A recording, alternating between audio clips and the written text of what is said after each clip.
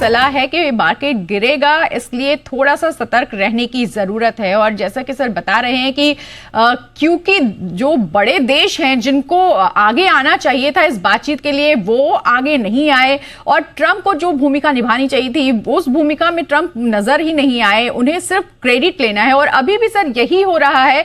Trump ने विमान रवाना कर दिए हैं, वो अपनी तैयारी कर रहे हैं, लेकिन समझौते के लिए अगली पहल के बारे में कुछ भी नहीं सोच पा रहे हैं, जबकि उन्हें पता है कि अगर वो आगे इस तरह से बढ़ते रहेंगे तो उन्हें ही नुकसान होने वाला है। हमारे साथ एक और मेहमान है स्वर्ण सिंह।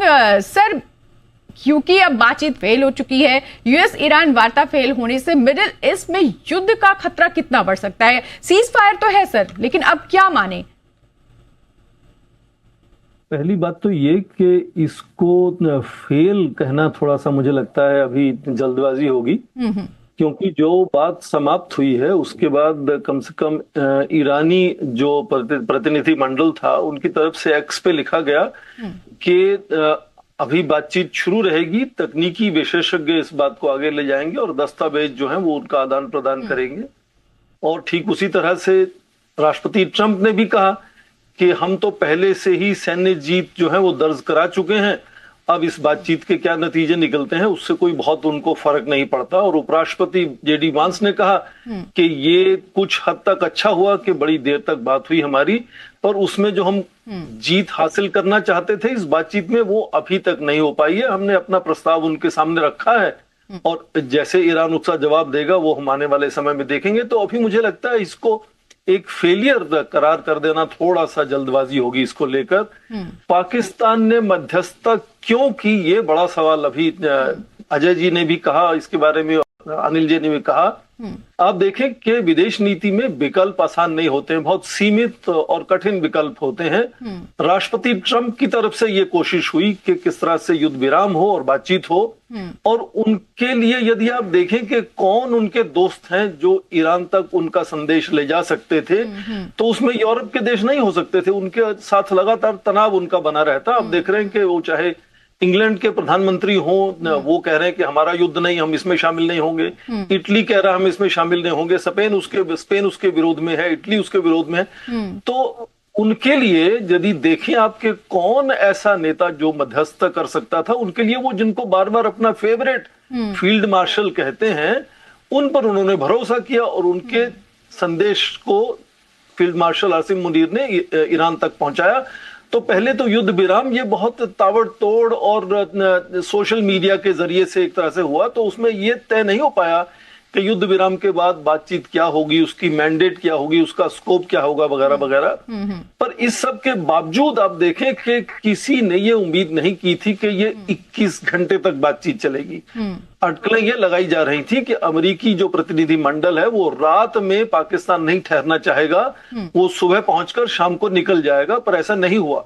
21 घंटे तक बातचीत चली, और उससे भी ज्यादा जो अच्छी बात हुई कि ऐसी उम्मीद नहीं थी कि जिसको हम कहते हैं कि वो आपस में सीधी बात नहीं कर पाएंगे, प्रॉक्सिमिटी टॉक्स जिसको अंग्रेजी में कहते हैं, कि वो एक संदेश इधर से उधर जाएगा, वो सीधा नहीं बैठेंगे। पर 2 घंटे तक ईरान और अमेरिका के प्रतिनिधि जो थे वो आमने सामने बैठे, उनकी बातचीत हुई, ये भी अच्छा संकेत है।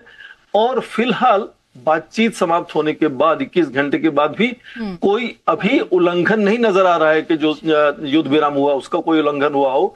तो मुझे लगता है कि जैसे अनिल जी ने शुरू में कहा कि जो मार्केट का प्रतिक्रिया है वो भी अभी सकारात्मक है, और अजय जी ने कहा कि कंप्लेसेंट है मार्केट में।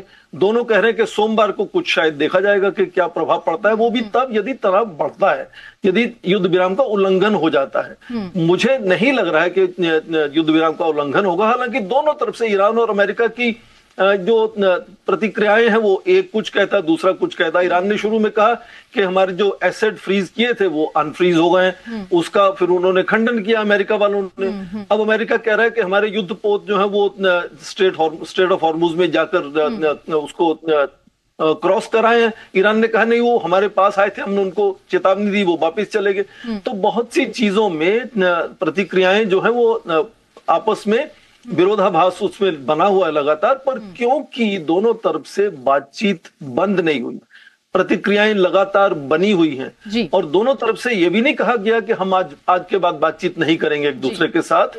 तो इसलिए मुझे लगता है कि ये कम से कम आने वाले दिनों में एक या दो और बातचीत होगी। वो कहाँ होगी, हो सकता है वो दूसरे देश में हो, कहीं दूसरी जगह में हो सकता है दूसरे लोगों में हो, इन जो अभी मिले थे उनमें ना हो। तो फिलहाल जो युद्ध विराम है वो बना हुआ है और मुझे उम्मीद है कि संकेत ऐसे हैं कि युद्ध विराम को और आगे बढ़ाया जा सकता है। बिल्कुल सर, इससे ज्यादा पॉजिटिव फीडबैक नहीं हो सकता इस हालात में, जैसा आपने समझाया कि अभी भी उम्मीद बाकी है और कहीं भी कोई उल्लंघन नहीं हुआ है, तो ये उम्मीद कर सकते हैं कि आगे हल जरूर निकलेगा। इसी तरह की